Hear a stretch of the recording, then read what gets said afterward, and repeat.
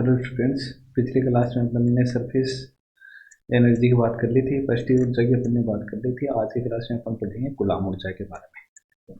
ठीक है, तो कूलाम ऊर्जा वाला थर्ड है शायद, थर्ड कूलाम ऊर्जा।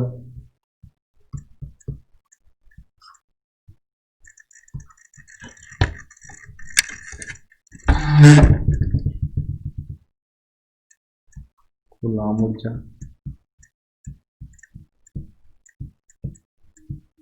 कूलाम एनर्जी इसको बोल सकते हैं। ठीक है, इसको अपन शो करेंगे ई सी से। ठीक है, तो अपने पास क्या था, वी एस के था, यही है। वी तो वॉल्यूम, एस सरफेस, सी कूलम, तो थर्ड कौन सा है, कूलाम एनर्जी वाला। और यहाँ से अपने पास ई बी इक्वल टू क्या लिखा था, E V plus E S plus E C plus E A plus E P के बारे में। ठीक है, वी क्या volume energy, S surface energy, C coulomb energy, A asymmetric energy, और पी क्या है, बेरिंग एनर्जी, और बी क्या है, बाइंडिंग एनर्जी। ओके, तो कूलाम ऊर्जा की बात कर रहे हैं। कूलाम ऊर्जा को अपन शो करेंगे ई सी से। ई सी मतलब कूलाम एनर्जी। ठीक है, अब कूलाम एनर्जी होती क्या है इसके बारे में अपन बात करते हैं। ठीक है, ये कोई परमाणु है, और किसी भी परमाणु के नाभिक की बात करें तो परमाणु के नाभिक में कौन सा है, प्रोटॉन और न्यूट्रॉन। प्रोटॉन और न्यूट्रॉन को कई बार बता दिया आपको क्या बोलते हैं, न्यूक्लियस। ठीक है, सब पढ़ी चीजें आपकी। न्यूक्लियन पी क्या है, प्रोटॉन है। प्रोटॉन पर कौन सा चार्ज होता है, पॉजिटिव चार्ज होता है। ठीक, अब तो आपको याद भी हो गया होगा सर, पॉजिटिव चार्ज। एन क्या है, न्यूट्रॉन है। न्यूट्रॉन कौन सा है, न्यूट्रल होता है,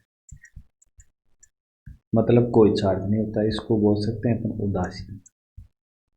ठीक, और इस पर कौन सा है, धनावेश, धनावेश। ठीक, अब देखो न्यूक्लियन कौन सा, न्यूक्लियन मतलब इसके न्यूक्लियन की बात करें, प्रोटॉन और न्यूट्रॉन की बात करें तो न्यूक्लियन में कौन सा है, पॉजिटिव चार्ज है। क्योंकि एक तो उदासीन है, दूसरा पॉजिटिव है, तो टोटल कौन सा पॉजिटिव ही है, मतलब धनावेश चार्ज है। तो किसी भी परमाणु के नाभिक में क्या है, न्यूक्लियन होते हैं, प्रोटॉन और न्यूट्रॉन, और इन पर कौन सा चार्ज होता है, पॉजिटिव चार्ज। अगर यहाँ पर चार्ज की बात करें, आवेश की बात करें, आवेश की बात करें तो कौन सी एनर्जी आएगी, आवेश की बात करें तो कूलाम ऊर्जा होगी। चार्ज के लिए कौन सी एनर्जी होती है, कूलाम ऊर्जा होती है। तो यहाँ पर भी कौन सा चार्ज है, पॉजिटिव चार्ज है, तो आवेश कोई ना कोई तो आवेश है अपने पास, धनावेश है, तो कूलाम ऊर्जा होगी। ठीक है, तो यहाँ पर कौन सी, अगर चार्ज की किसी भी चार्ज की बात करें तो चार्ज की बात करें तो कौन सबसे पहले कौन सी एनर्जी आती है, कूलाम एनर्जी आती है। और इन कणों के बीच में जो बल लगता है उसको ऊपर कौन सा बल बोलते हैं, कूलाम बल बोलते हैं।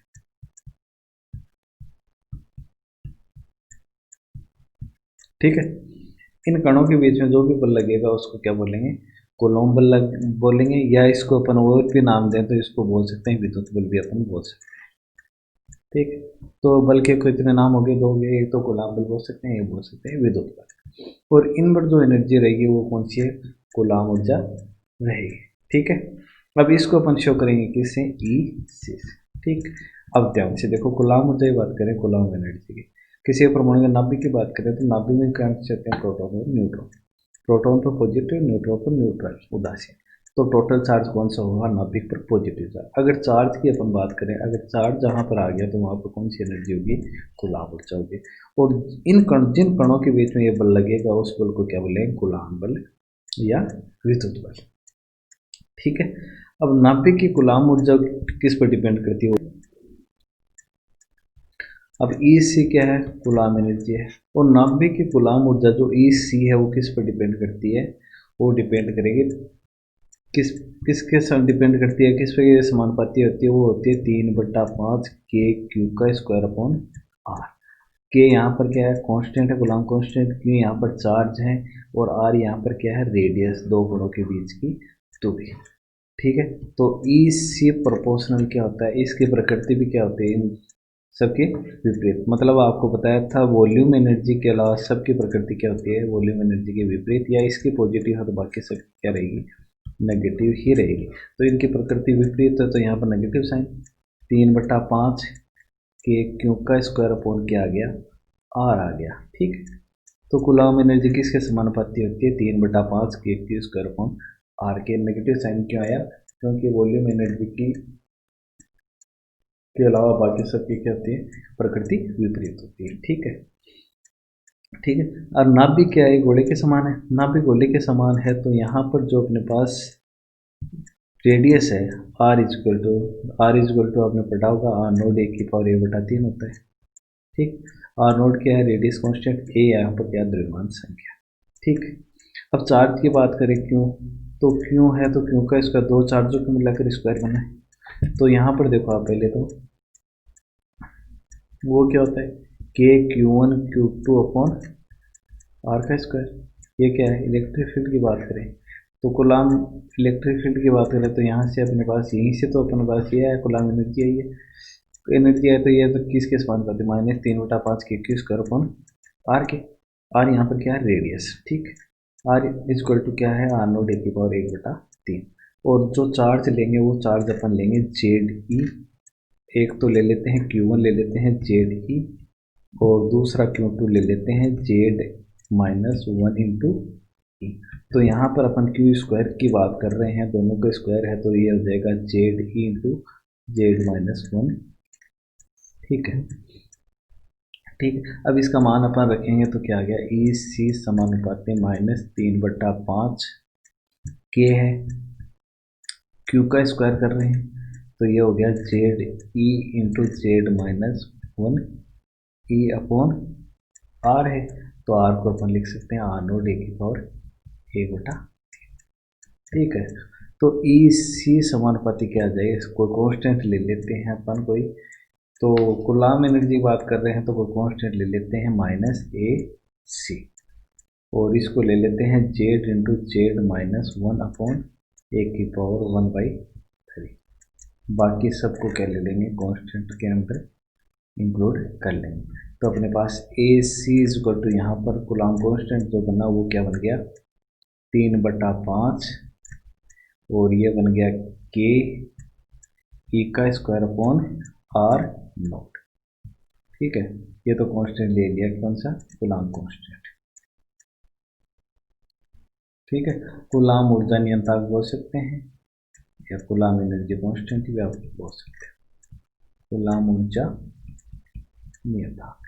ठीक है, इतना क्लियर है।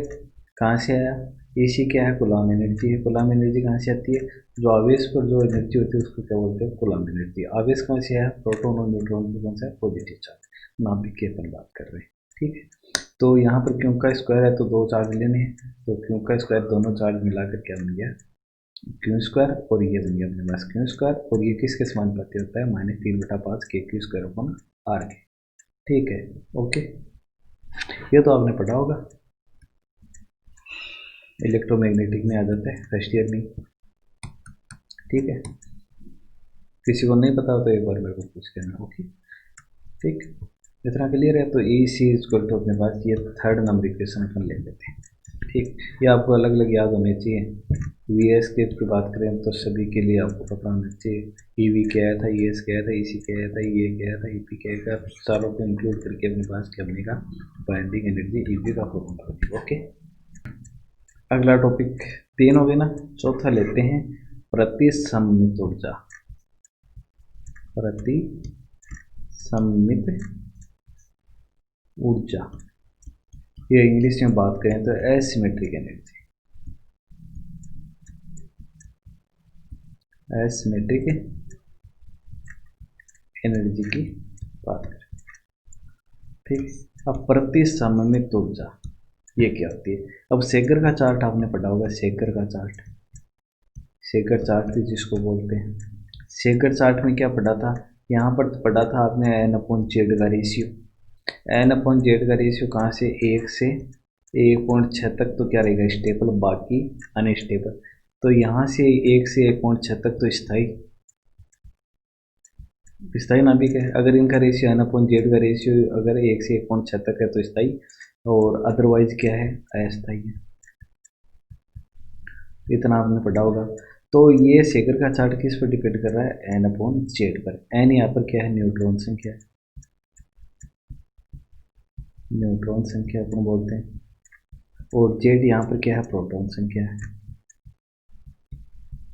प्रोटॉन संख्या।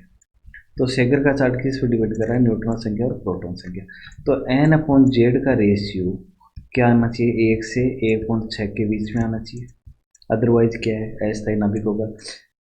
अब देखो जैसे जैसे न्यूट्रॉन की संख्या बढ़ती है वैसे वैसे क्या है, नाभिक क्या होता है, अस्थायी होता जाता है, अस्थायी होता जाता है। या अपन बात करें न्यूट्रॉन की संख्या प्रोटॉन की संख्या, लिख देते हैं एक बार, न्यूट्रॉन की संख्या प्रोटॉन की संख्या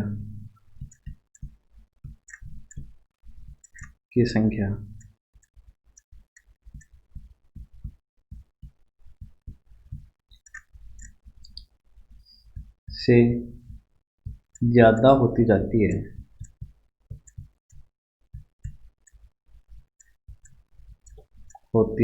है, तो नाभिक क्या रहेगा, तो नाभिक अस्थायी होगा। ठीक है, अगर नाभिक अस्थायी हो रहा है, न्यूट्रॉन की संख्या प्रोटॉन की संख्या से अगर ज़्यादा हो जाती है, देखो एन की वैल्यू ज़्यादा और जेड की वैल्यू कम है, तो इसकी अगर रेशियो एन बढ़ गया, जेड क्या हो गया, कम हो गया, एन तो बढ़ गया और जेड क्या हो गया, कम हो गया। या इसके कंपेयर में जेड मान लो कोई भी ले लिया और एन बढ़ रहा है, तो इससे ज़्यादा हो गया तो 1.6 से ज़्यादा जाती क्या हो जाएगा, नाभिक अस्थायी हो जाएगा। अगर अस्थायी नाभिक, अगर यहाँ पर देखो न्यूट्रॉन और प्रोटॉन में क्या हो रहा है, चेंजमेंट हो रहा है या विचलन हो रहा है, इन विचलन के कारण जो एनर्जी होगी उसको बोलेंगे प्रतिसंमित ऊर्जा। एन अपॉन जेड की संख्या में जो चेंजमेंट होगा या जो विचलन होगा उसको क्या बोलेंगे, प्रतिसंमित ऊर्जा। ठीक है, इसको बोलेंगे प्रतिसंमित ऊर्जा या एसिमेट्रिक एनर्जी। ठीक है, ओके। इनमें जो चेंजमेंट हो रहा है, इनमें जो विचलन हो रहा है न्यूट्रॉन और प्रोटॉन की संख्या में, उसको क्या बोलेंगे, एसिमेट्रिक एनर्जी। यहाँ पर एन की वैल्यू ज़्यादा और जेड की वैल्यू कम रहेगी, तो ये क्या हो जाएगा, अस्थायी। या ये बात करें न्यूट्रॉन की वैल्यू कम और जेड की वैल्यू बहुत ज़्यादा होगी, तो भी क्या हो जाएगा, ऐसे। प्रतिसममित ऊर्जा की बात कर ली, प्रतिसममित ऊर्जा किससे शो करेंगे, ई ए से शो करेंगे। ठीक है, इसको बोल सकते हैं एसिमेट्रिक एनर्जी।